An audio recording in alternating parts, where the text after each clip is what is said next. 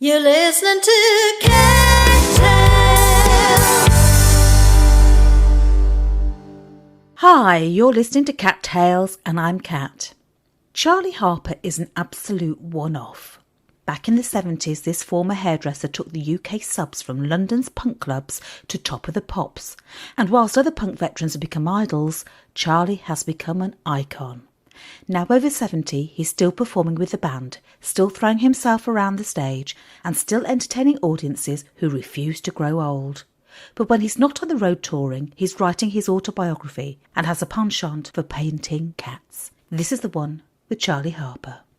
Thank you for agreeing to talk to me. It's an absolute pleasure to be able to give you a call, actually. And shall I tell you what turned up in the post this morning? You know what it's going to be. That cat. It's absolutely beautiful. My painting is wonderful. Thank you.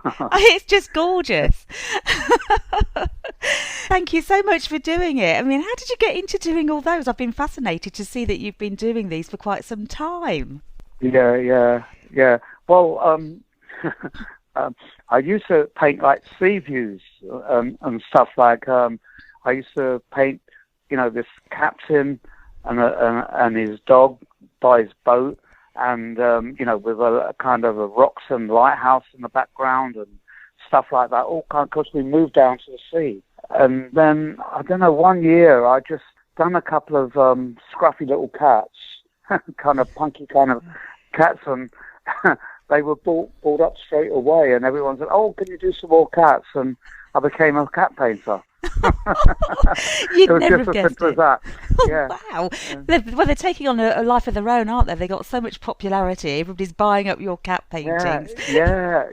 I've got them stacked up here. Yeah, I've kind of luckily. Yeah, I mean, one used to take me a couple of weeks, but now I've got it down. I've done a couple in a day. It's acrylic paint and it dries quickly. Within about 10 minutes it will dry, and you can get up and do the next bit. So it's quite handy. And sometimes when I've got time, I've done a couple in a day before. Blimey, that's going. Yeah. Do you know? But I suppose you go into as any artist or creative, you get into a flow, don't you? And that's the way it turns out. It is what it is in a way, isn't it? Because it's art. Yeah. The great thing about painting is you kind of learn as you go along. There's just little things that teach you how to do it a little bit better. For instance, I used to kind of almost paint as many hairs as a cat has. And it took me forever. Yeah. And I just kind of found out that I've got these kind of old brushes, which kind of, normally an artist would throw them away because all the kind of hairs are spread out. But they're just amazing for doing cat fur.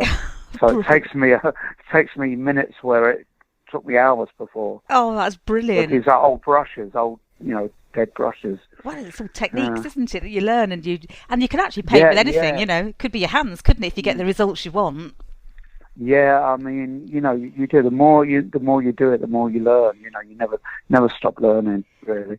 Oh, well, I'm so grateful that you've done that for me. It's absolutely wonderful. It was 2 weeks or more before I thought of an idea. It was really hard to try and find a simple idea. Because I was thinking design, but then I thought, oh, she's already got design, so let's just do a kind of, one of my paintings. Suddenly, I thought of cat tales, reading a book, tales in a book, and I kind of finished it in, a day or two. As soon as that idea came to me, and then I thought of, the kind of that book title as well. I get inspired, I can splash it on the canvas in a day or two.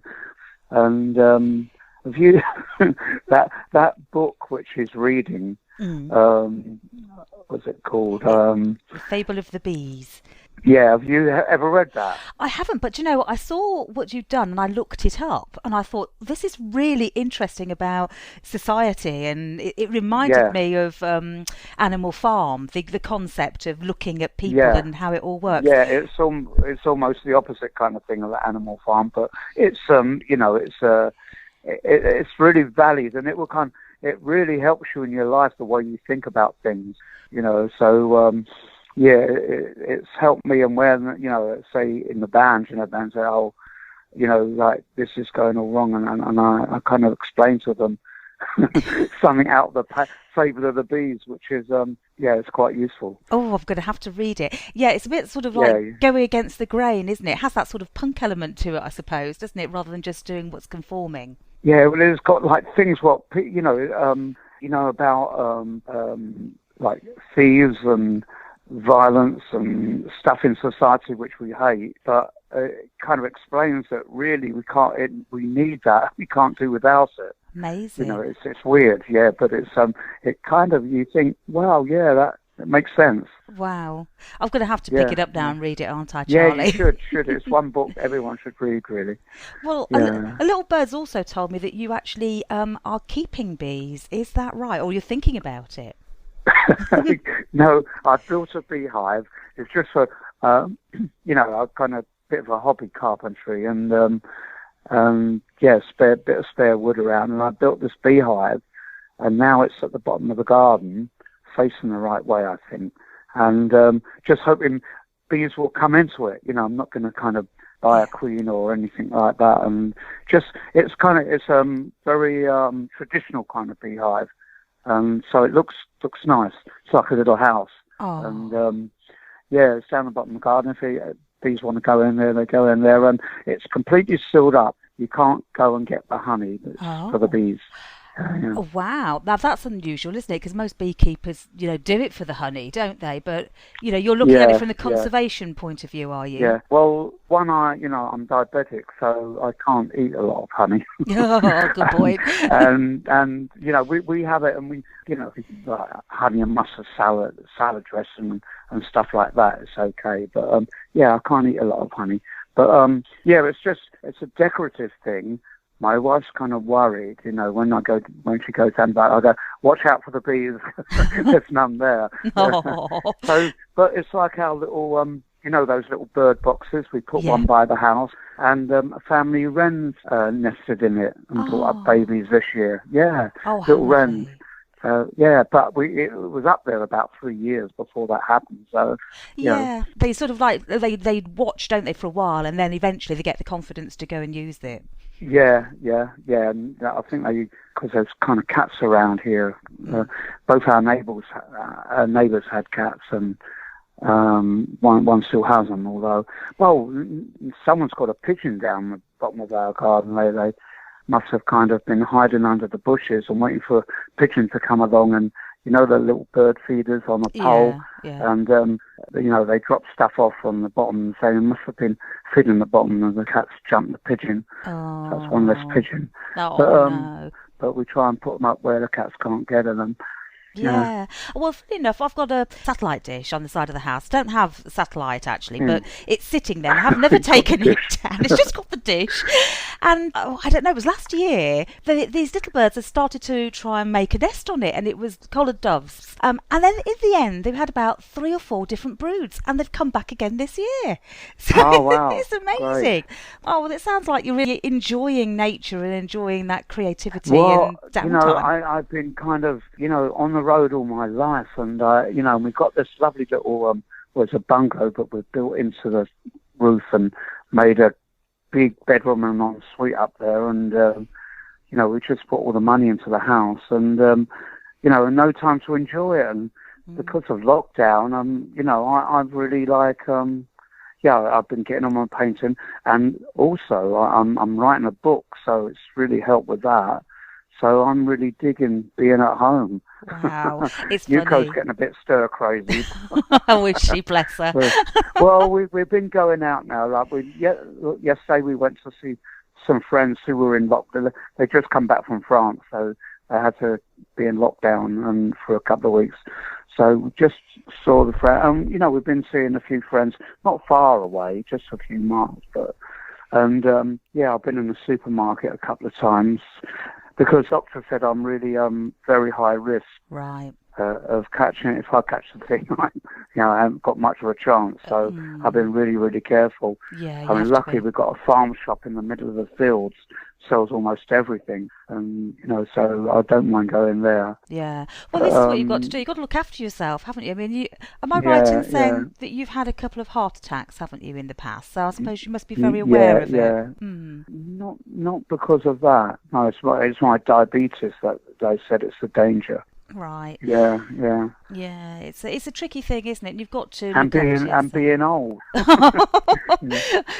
So a few things. It all adds up, doesn't it? So But I'm not, I'm not talking, like Yuko told me today, or asked me today if I was nervous going to see Tony. But that wasn't, if I was nervous at all, there was, they live a beautiful place. It's like on the, not docks, Sovereign Harbour in Eastbourne. Wow. All the boats are there, and of course, we're all like hanging round for the bridge to close so we can get to the other side. Just these streams of boats are coming along. We must have been waiting there for about 20 minutes because bank holiday, everyone's coming back. So and then the bridge closed, and then crowds of people were coming back our side, and so we waited for the crowd to, and also being bank holiday when we were going there, where there's crowds of people walking around with no masks, and I felt a little bit edgy then. I know there's so many people who are not observing all the sort of guidelines, aren't there? Yeah. But this end, there's not much of it, luckily. I think that's why. But I live in a little town called Seaford, and you go out around Seaford, and most people are wearing masks because they're out shopping. They've got to go in and out of the shop. So but luckily there's nothing much here. Well, that's good, really, isn't it? So how are you going to handle going back on the road then when it all opens up? I know you've got some gigs now sort of coming through, haven't you? Well, we've kind of said it's clubs are closing, they can't make any money really because, allowing 8 people in or something when you got a club at 200, they'll have about 20 people in or something. Yeah. But so we've postponed everything till our next winter tour next year in January. Just hoping that'll be okay. Yeah. Well, surely it's got to be sorted somehow by then, hasn't it? Well, we'll all have to adapt. I do hope so, but you'd be surprised at the people who just don't care. It's like walking across the bridge. There's crowds of people all very close together. No one wearing masks. No. It's easy done. Yeah. So and the schools coming back, that's going to be another bump. Yeah, and winter, of course, they're saying as well, aren't they? So, you've got to be careful. But So anyway, tell me about the subs. Come on then, Charlie. You've been the constant in this band. It's your band, really, isn't it? And of course, you've had lots of people through passed through the band. Really, all these musicians have come and gone. How have you coped with the changing lineup over the years? Well, I learned to live with it. I mean, even before Nicky, there was about 3 lineups. Before like Peter, Paul, Nicky, and myself, which everyone knows as the original band. But there were a couple of lineups before that, really. So, lineups kind of go. I used to kind of go with, say we got a new guitarist, go with it, like Captain Scarlet, for instance, after Nicky was a big sea change. He loved John McGeoch and Susie and the Banshees and bands like that with loads of echo and reverb and everything, and I did too, so there was a big change then. And then after that, a lineup came along which went right back to the roots, and there was a drummer who made everyone, do everything properly. But it was a much stronger band. We played much harder. So there was a change there. And then after that, I found like the changes kind of interesting and just went with the flow. It's like joining another band almost. Yeah, it is, isn't it? It's like it's morphing, isn't it, over the years from one thing to another. Yeah, kept you from getting bored. That is a good point, actually, isn't it? Because if you're just churning out the same old stuff, which a lot of bands kind of fall into that trap, don't they? It can become a bit stale if you're not careful. Yeah. So new people make it a bit fresh, don't they? Yeah, good plan, even if you didn't intend it.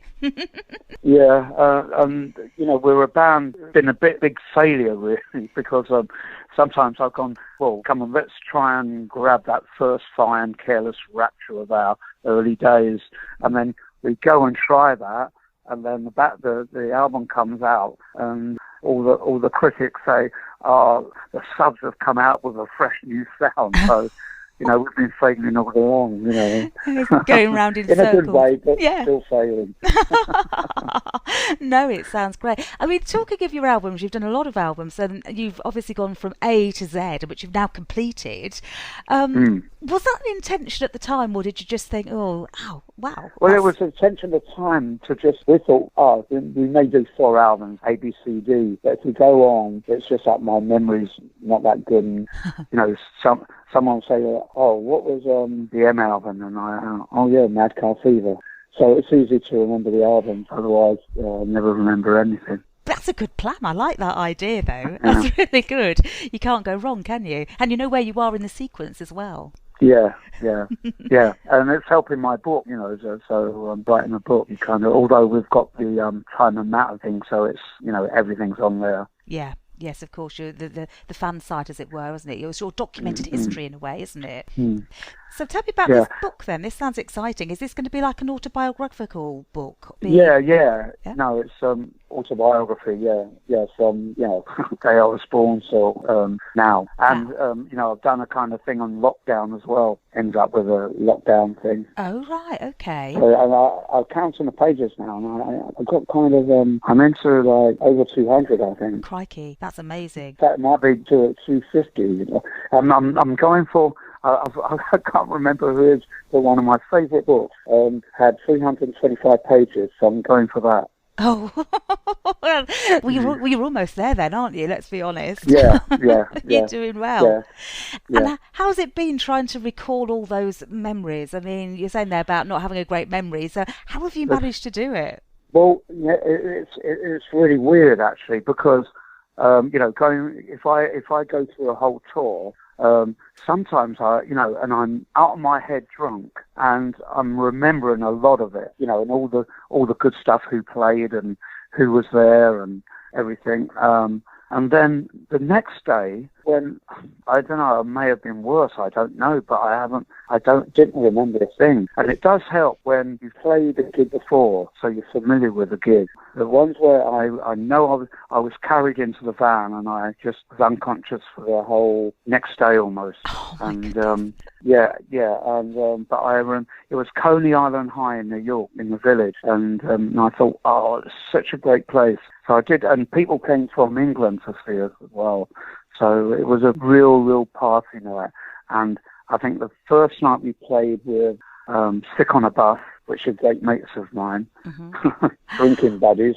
Oh, dear. And the next night was Casualties, who I also knew when they came to London. So it was party night 2 nights. And oh, blimey. yeah, but I remember most of it. So maybe I was too fatigued, tired, and because they were very, very tiring tours. I mean, you get out of a club, get into the van and start driving to the next venue, they drive for two days, Yes. So you had to keep, just drive on through the night. Right, that's quite grueling, isn't it? But, I mean, yeah. It's interesting that you say that, you had a few beers, should we say, before you went on stage. Did you need that to go on stage? Some people are a bit frightened of the audience and that stage. Yeah, I never like going on stage. There used to be a saying, I can't remember what it was now, but take the edges off, kind of thing. Yes. A couple of pints before you go on loosens you up, then you can just concentrate on what you're doing and not at other things, kind of get through. If you're sober, like you're aware of too much. Yeah, it's enough to help you on your way, but not too much to impair your performance. Yeah, nice one. So have you got a particular track that you'd like me to play? You can find a track called Solutions, because it's very apt for today. It's a kind of reggae song about the leaders are meant to lead, but they drag their feet and all kinds of stuff like that. And it's very apt about leaders today. And it's one of the best songs I've ever written. Oh, terrific. That's the one to go for.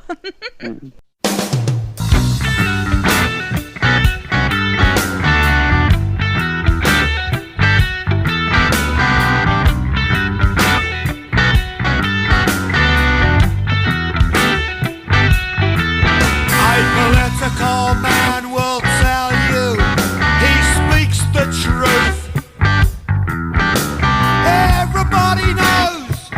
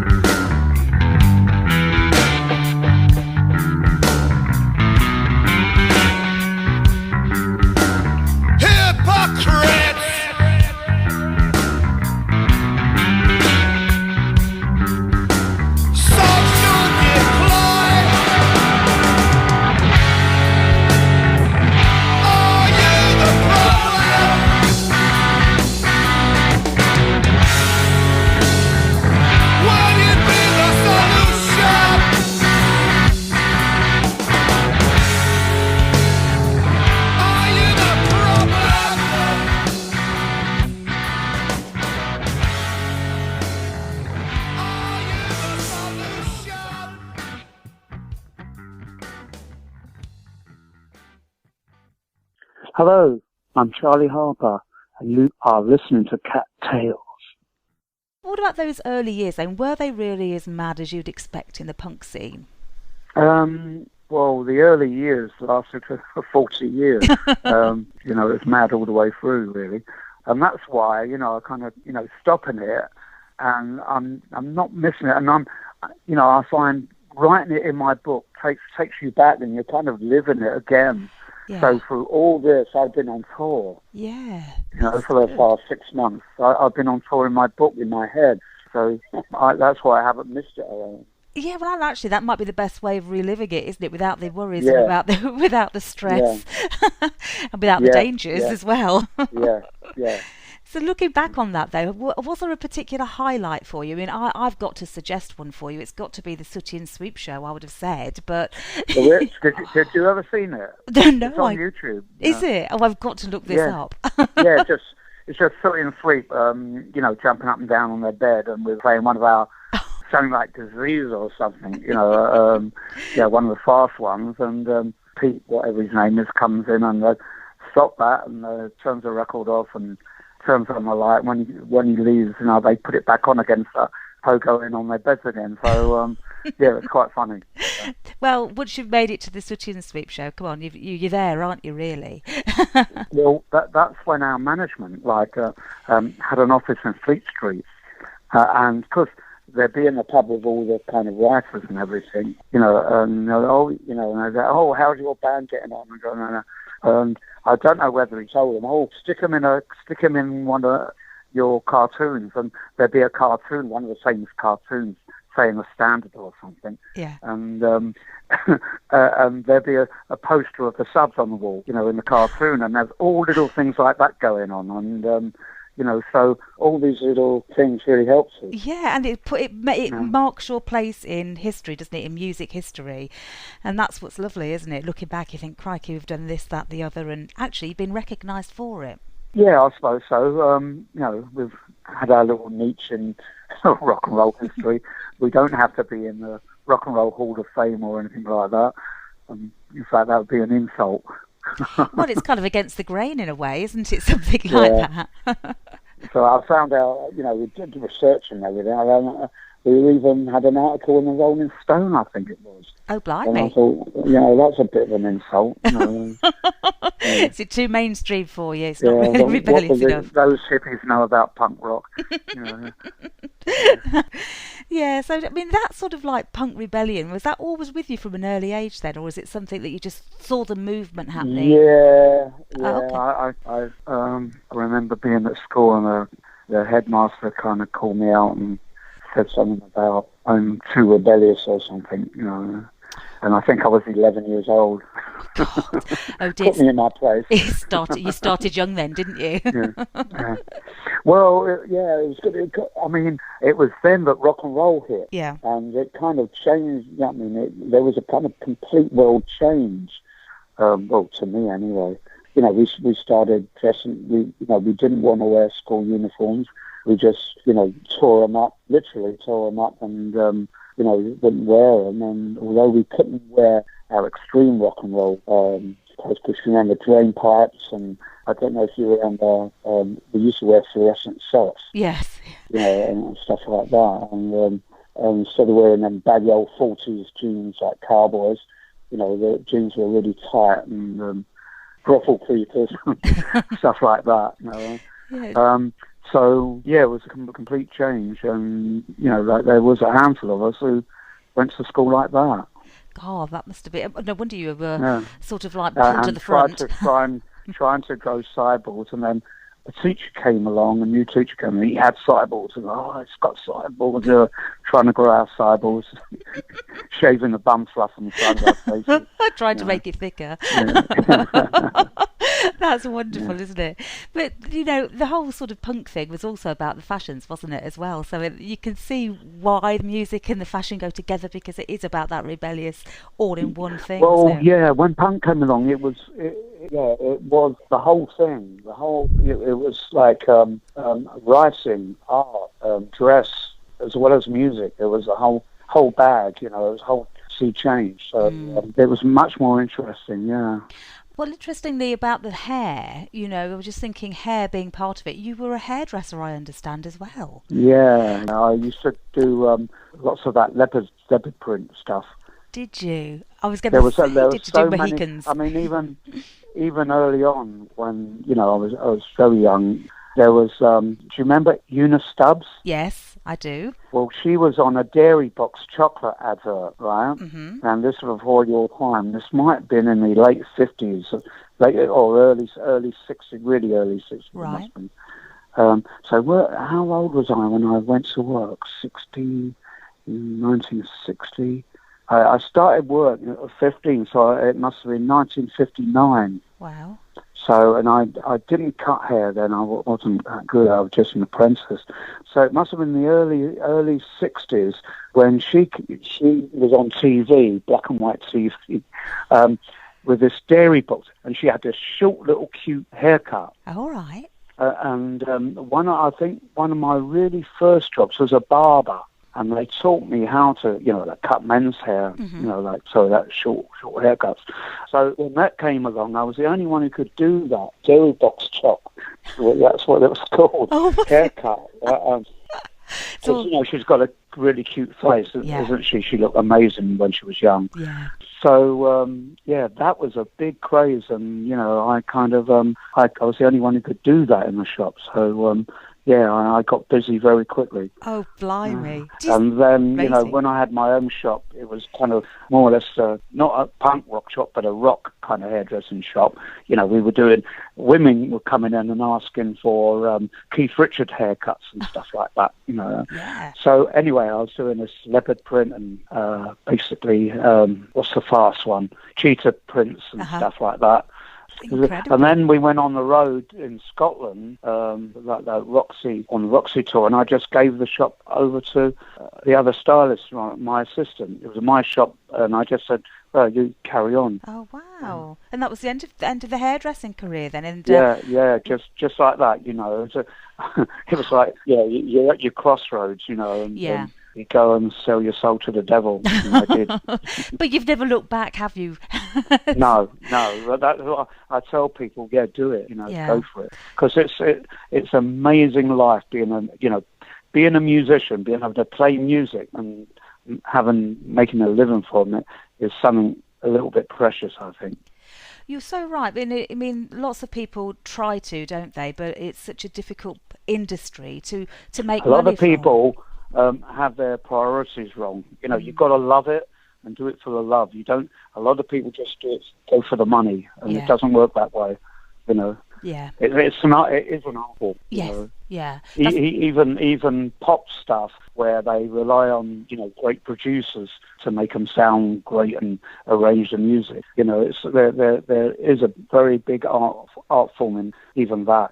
You've got to kind of love the music, learn about the music first. Yeah, sure. Otherwise, you've got no real product, have you? You've got to have the quality. It does help to have a bit of talent, which I haven't got much of. But my talent doesn't lie in my talent lies in arranging. I kind of got a little talent for arranging music. Right. Going through rock and roll and R&B and blues and everything. I kind of got an ear for how to start a song and how to finish a song and bits in between, bridges and stuff, which a lot of punk doesn't use, but, I like using stuff like that. Even if the bridge is just a gap, quite a bit, then it comes back, and when you play it live like that, the crowd go mental when it comes back into the song, so you've got to kind of visualise you're doing it live. Yeah, I guess that's the difference, isn't it, really, between a recording and a live performance is you have a different interaction with the audience, don't you? Yeah, and then there's the single, the album track, and the B-side and A-side, and there's all these kind of live, there's all the, you've got to recognise what goes where. Even, guitarists come to me and they can go, right, this is a verse and this is a chorus, and I've gone, no, the chorus should be the verse. And I can see things like that immediately, so, wow. Yeah, but I'm a crap singer, but I just like singing, Oh, Charlie, no, you may say that, but I couldn't possibly comment. That's amazing what you're saying there about that construction of the songs, you know. So when you're actually putting them together, I mean, obviously there's an input from other people as well by the sound of it to try and come up with the finished product. But do you think of actually, okay, what we're going to do is a number of different versions of this, and you're thinking of that as it's being written? We used to in the early days, like say we'd done a single of Stranglehold, and it was too fast. And I said, look, let's do it right on the album. And we've done it a bit slower and a bit more kind of heavier on the album. You know, things like we had more time, but now there's less and less time. And we're writing an album right now. And say the guitarist sent me his 3 songs. And well, the first one's pretty good. We could work on that. The last one's okay, but I didn't like the middle one, and I'm going to go and say to him, well, look, forget about that song. Look, do something that highlights you on guitar. You know, I want it guitar heavy, you know, not just a wordy song. And then again, they expect me to sing them, and, you know, they've got to write a song for me if they expect me to sing them. Yeah. You know, they're not my kind of songs, so... You know, it doesn't matter. It's a UK Subs, you know, thing. Alvin always sings a couple of songs on an album. Yeah. So, you know, at this time, I don't think it really matters.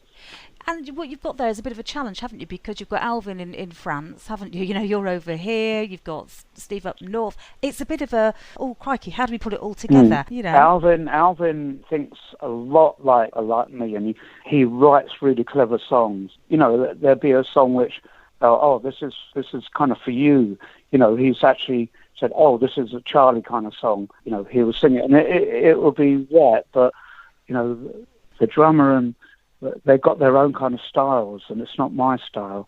So they've got to have to learn to sing them themselves. You know? Yeah, it's got to be a UK Subs sound, hasn't it? Otherwise, it's not going to be you able to just do it and do your stuff. Yeah. Might as well, just do it myself, because I write a song almost every day, and I could write the whole album myself if I wanted to. So, got to back up. Yeah. Well, at least you've got an idea of what you want, and you're really clear about that, and that's, you know, that's important as a leader of the band. It should be a really good album. You know, I mean, it's easy. We've just got to write 3 songs each, and we've taken like a year to do it. Should be all right. And when is this looking at coming out then? Is this going to be a end of the year thing or next year? I'm not sure. We're kind of on the verge of booking a studio, so we're actually recording it this year, and so it may be out by the end of the year. I'm not sure. But it's coming soon. Yeah, I mean, it could be out this year. And are you going to start the alphabet again? No. It's only got a title. I've given it away, so, you know, they're saying, we'll keep the title secret, but I don't see why, you know. Let's advertise it. Yeah, absolutely. And it's called, I forget what it's called now anyway. Reverse engineering. Reverse engineering, love it. That's nice. Yeah. So where did that come from? That's an interesting one. Well, Alvin thought of that. Immediately I thought of like UFOs crashing in the desert, and the Americans, you know, like getting all these ideas, like they reckon that, you know, cell phones and all things that come from reverse engineering from UFOs, you know, technology. Brilliant. I love that concept as well, actually, because it's probably very true, isn't it? Who knows? Well, yeah, they're getting more and more evidence of this, you know. I'm a sucker for watching all these kind of things on TV. For instance, in a movie, you'll see a castle, and it will still be all these rough stones. But in the 14th or 12th century, when they built these castles, you know, they had beautiful tapestries on the wall. It wasn't just stone bears, cold stone. They had these huge fires. Now, I've kind of not lived in the castle, but I've stayed in the castle over a couple of days, I suppose. And the fire is so warm, it's unbelievable, you know. Yeah, they're really thermal, aren't they? Well, it's a big, you know, it was in a kind of almost not quite a small banqueting hall, I suppose. Probably, you know, room for 100 people or, 200 people. It warmed, this big fire, you know, it's huge. It just warmed the whole place up, you know, and this was in winter. Lovely. So, you know, people are kind of, they're just underestimating what these ancient people were capable of. Yeah. You know, they're saying things like, you know, that the pyramids must have had help from aliens or these old architectural. and they just underestimate what ancient people were capable of. Their brains wasn't that far from ours. You know, there were some very, very clever people around then. Yeah, and they applied it differently, didn't they, to what we do Yeah. now? But people think, Well, they didn't have that distraction that we have now. yeah, You know? that is a good point, really, isn't it? Yeah. Like the internet has a lot to answer for, doesn't it? Yeah. Although it does help a lot, I must say. Yeah. So, you know, yin and yang. You know, It throughout everything is called yin and yang, bad and good. Oh, it's a Yeah, strange yeah. world, isn't it? Oh, Yeah. well, thank you so much for your Yeah. time, Charlie, and thank you so much for the cat. I absolutely adore it, and you're an absolute Okay. star. No, and thank you, Kat. And we'll do it again sometime, Charlie, when your book's out. Okay, yeah, love to, Kat. All Love to. right. You've been listening to Cat Tales. To listen again to this and other tales, go to cattales.co.uk.